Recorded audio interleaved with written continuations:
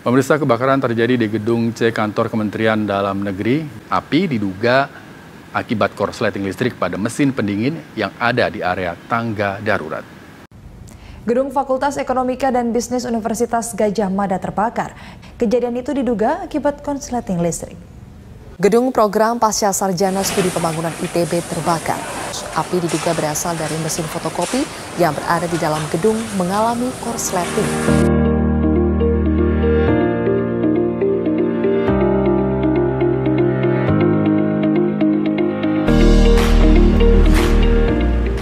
Semangat pagi masyarakat Indonesia.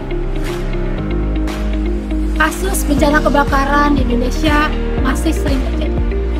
Mulai dari bangunan rumah tinggal, gedung pemerintahan, gedung perkantoran, sekolahan, bahkan universitas.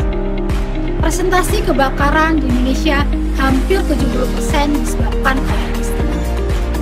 Baik itu karena korsleting listrik, sambungan yang tidak sesuai dengan standar, maupun penyebab lain. Potongan berita pada awal video menunjukkan peristiwa kebakaran yang diakibatkan oleh korsleting listrik.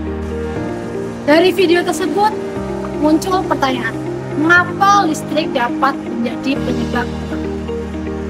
Padahal, seperti yang kita ketahui, listrik merupakan kebutuhan utama bagi semua orang, mulai dari penerangan hingga sumber energi untuk alat-alat. Selamat pagi, semangat pagi untuk kita semua. Instalasi listrik memiliki pengertian perangkat-perangkat yang dipergunakan untuk mengalirkan listrik dari pembangkit listrik ke pusat-pusat beban yang memerlukan energi listrik.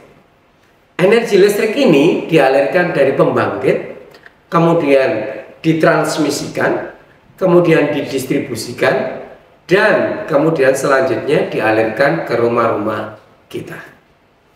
Di rumah kita sudah terpasang instalasi listrik. Instalasi listrik wajib memenuhi syarat aman dan handal.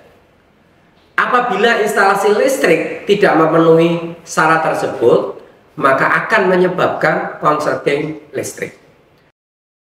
Korsleting listrik merupakan terjadinya hubungan antara dua penghantar yang mengakibatkan adanya arus gangguan sehingga pengaman atau MCB akan mengalami trip atau dalam bahasa umumnya disebut dengan jeglet.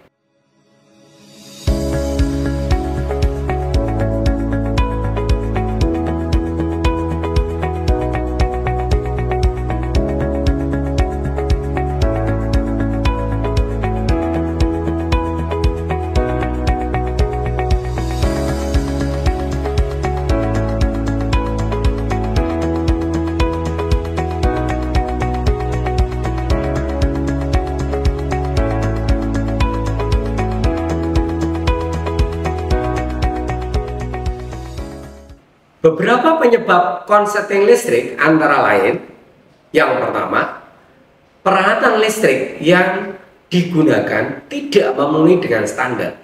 Contohnya adalah kabel. Salah satu syarat keandalan untuk kabel adalah kabel yang digunakan harus memenuhi standar nasional Indonesia atau LMK atau standar yang diberikan oleh SPLN. Yang kedua adalah pemasangan instalasi listrik yang tidak memenuhi dengan standar. Standar instalasi listrik diberikan oleh PUIN atau Persyaratan Umum Instalasi Listrik. Yang ketiga, penyambungan kabel yang buruk. Penyambungan kabel yang buruk dapat menyebabkan dan menimbulkan busur api pada titik sambungan tersebut. Upaya yang dapat dilakukan untuk mencegah korsleting listrik adalah: 1. Gunakan peralatan listrik yang memenuhi standar. Ada beberapa standar. Yang pertama ada SNI atau Standar Nasional Indonesia. Yang kedua ada standar LMK atau Lembaga Masyarakat Kelistrikan. Dan yang ketiga standar SPLN atau Standar Perusahaan Listrik Negara.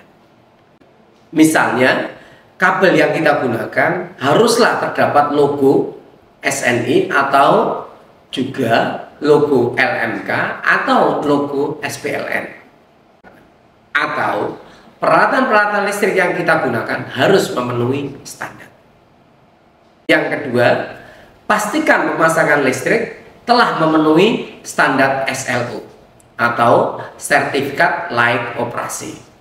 Yang ketiga, perhatikan kapasitas kabel yang kita gunakan, terutama pada stop kontak. Ya. Jangan menumpuk sambungan kabel di stop kontak.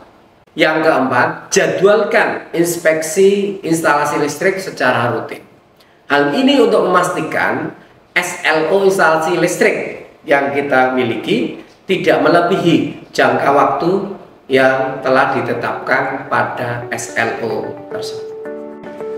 Upaya yang harus dilakukan apabila sudah terjadi konsleting listrik: 1. Cabut perangkat elektronik di stop kontak atau colokan dan periksa seluruh perangkat elektronik. Periksa apakah ada perangkat elektronik yang rusak, terutama kabel yang berhubungan dengan stop kontak. Kemudian yang kedua, periksa instalasi listrik, apakah terdapat kabel yang terkelupas atau terbakar.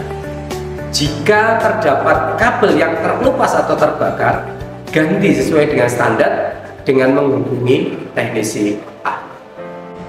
Baiklah, itu tadi merupakan penjelasan dari korsleting listrik dan solusi pencegahan. Marilah kita lebih berwaspada lagi. Demikian informasi yang dapat kami sampaikan. Semoga bermanfaat. Sampai jumpa.